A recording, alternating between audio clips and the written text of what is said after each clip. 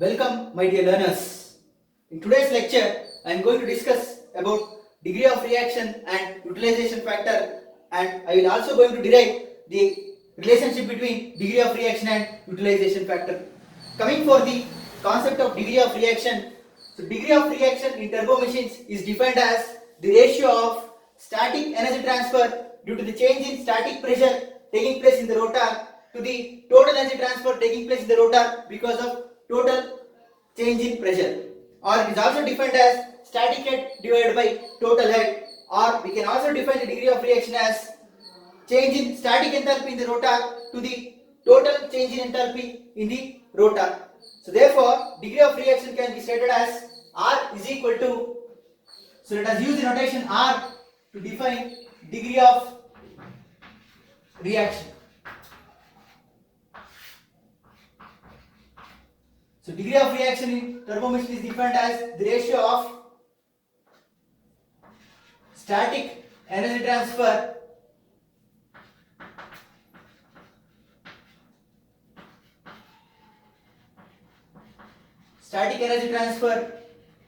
due to change in static pressure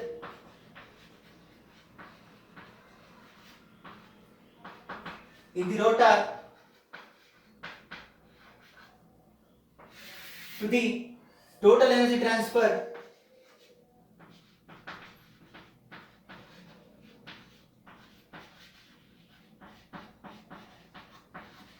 due to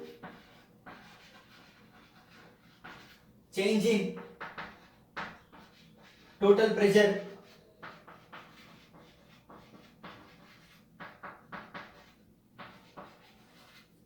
in the rotor, or it is also defined as static head by total head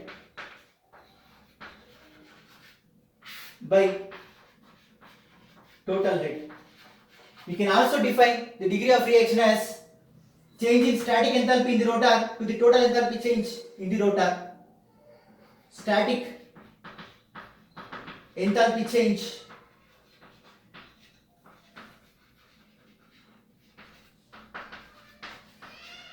in the rotor to the total enthalpy change in the rotor.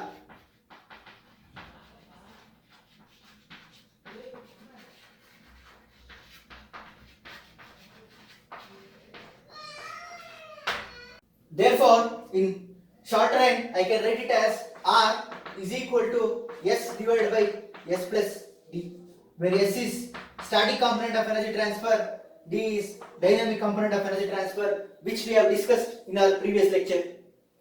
So now, substituting the values of static component and dynamic components to this equation, I will get the expression for degree of reaction as degree of reaction is equal to U1 square minus U2 square plus VR2 square minus VR1 square divided by V1 square minus V2 square plus U1 square minus U2 square plus VR2 square minus VR1 square. Static component divided by dynamic component plus static component of energy transfer is nothing but degree of reaction.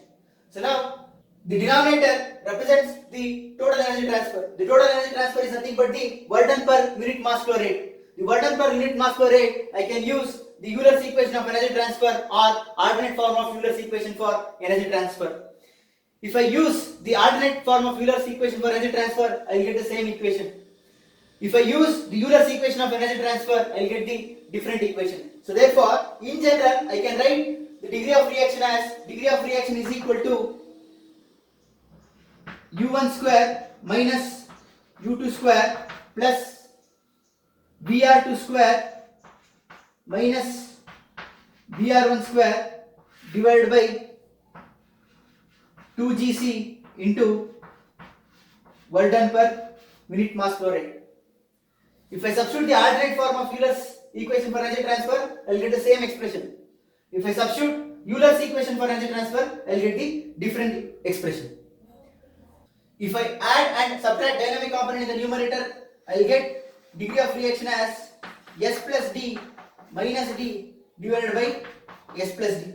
If I take LCM, I will get R as R is equal to 1 minus dynamic component of energy transfer divided by static component plus dynamic component of energy transfer. The static component plus dynamic component of energy transfer is nothing but the work done per unit mass flow rate. If I express in this form, I can use either Euler equation of energy transfer or else I can use the alternate form of Euler's equation for energy transfer. So therefore, the third expression what I will get for degree of reaction is R is equal to 1 minus V1 square minus V2 square divided by 2Gc into work done per unit mass flow rate. So therefore, the degree of reaction can be expressed in three different ways. So this is the conventional expression, expression number 1, and this is expression number 2, and this is expression number 3. I can write degree of reaction in three different forms. So now let us move on to the next topic, that is utilization factor. Utilization factor in turbo machines is defined as the ratio of energy supplied to the rotor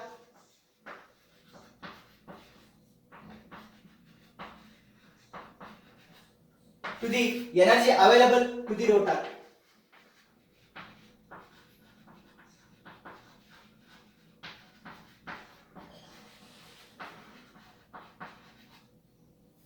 It is also defined as the ratio of ideal work divided by ideal work plus losses.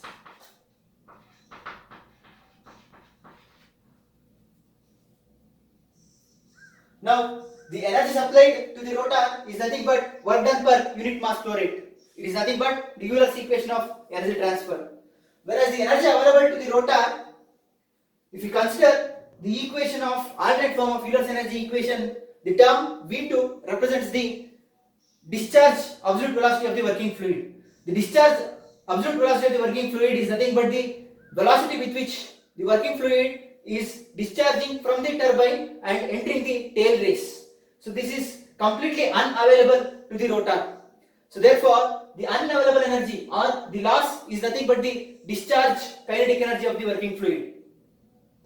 Let me give you an example. If I consider a steam coming with a velocity of 1000 meters per second, if a discharge velocity, if I measure, if it is 500 meters per second, I have used only 500 meters per second of kinetic energy of the working fluid.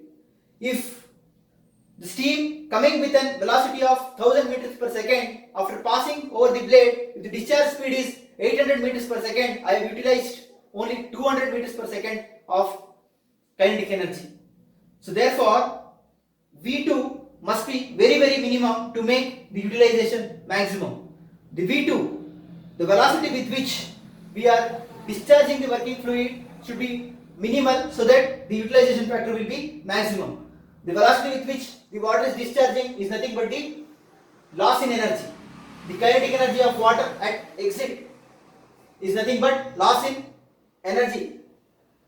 Therefore, if I substitute the equation, I will end up with energy supplied to the rotor as V1 square minus V2 square plus U1 square minus U2 square plus VR2 square minus VR1 square divided by available energy. The only term which is unavailable is V2 square by 2Gc. So if I remove that, I will get V1 square plus U1 square minus U2 square plus VR2 square minus VR1 square. The numerator is nothing but work done per kg. So therefore, epsilon can also be written as work done per kg divided by work done per kg plus loss is nothing but V2 square by 2Gc. If I use the alternate form of Euler's equation for energy transfer, I will end up with the same equation. If I use Euler's equation of energy transfer to determine the burden per unit mass flow rate, I will get the different equation. So therefore, if you clearly understand the meaning of utilization factor, I can write the expression for utilization factor in different forms. So this is about degree of reaction and utilization factor. Let us derive the relationship between degree of reaction and utilization factor. To derive the relationship between degree of reaction and utilization factor, as we know that the degree of reaction is defined as the ratio of static head by total head.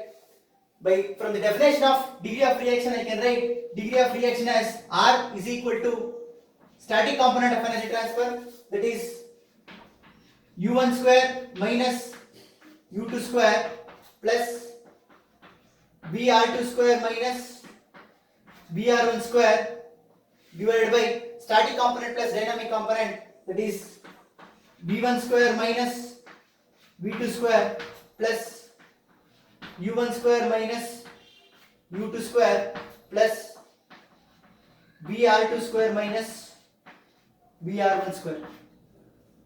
Now let us assume the static component as X. So let the static component of energy transfer, that is U1 square minus U2 square plus VR2 square minus VR1 square, considered as X. If I substitute the static component as X and simplify, I will get X divided by V1 square minus V2 square plus X. So now simplifying and determining the value of X, I will get RV1 square minus RV2 square plus R into X is equal to X. So therefore, the value of X will become RV1 square minus RV2 square is equal to X into 1 minus R. So therefore, the value of X will be RV1 square minus RV2 square whole divided by 1 minus R. Let us take the value of X as equation number 1. From the definition of utilization factor is defined as the ratio of energy supplied to the rotor to the energy available to the rotor. So therefore, from the definition of utilization factor, I know that epsilon is equal to V1 square minus V2 square plus U1 square minus U2 square plus VR2 square minus VR1 square whole divided by V1 square plus U1 square minus U2 square plus VR2 square minus VR1 square. Let us substitute the static component of energy transfer as X as we used for degree of reaction. Let us consider the same value as X. Let static component, that is U1 square minus U2 square plus VR2 square minus VR1 square is considered to be X. So if I substitute the static component as X and simplify, I will get epsilon is equal to V1 square minus V2 square plus X divided by V1 square plus X. So now substituting the value of X from equation 1,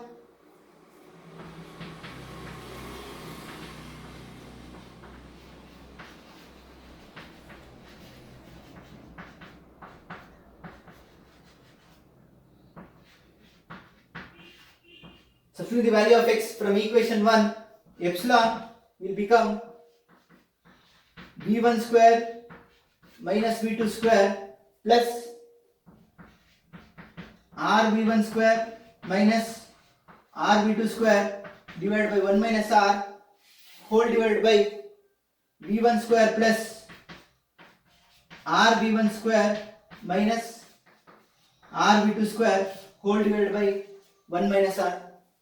Let us take 1 minus R as LCM and cancelling of 1 minus R, I will get epsilon is equal to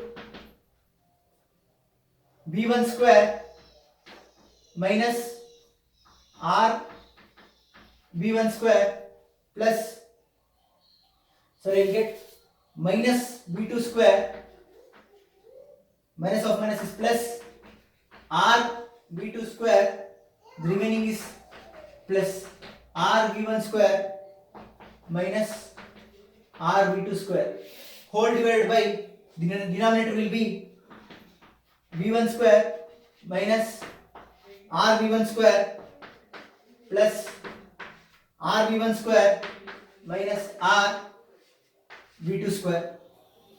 So now if I simplify the terms in both numerator and denominator, I will left out with R V1 square will get cancelled, R V2 square will get cancelled in the numerator, in the denominator R V1 square and R V1 square will get cancelled. So therefore the utilization factor is given by epsilon is equal to V1 square minus V2 square divided by V1 square minus R V2 square. So this is the relationship between degree of reaction and utilization factor.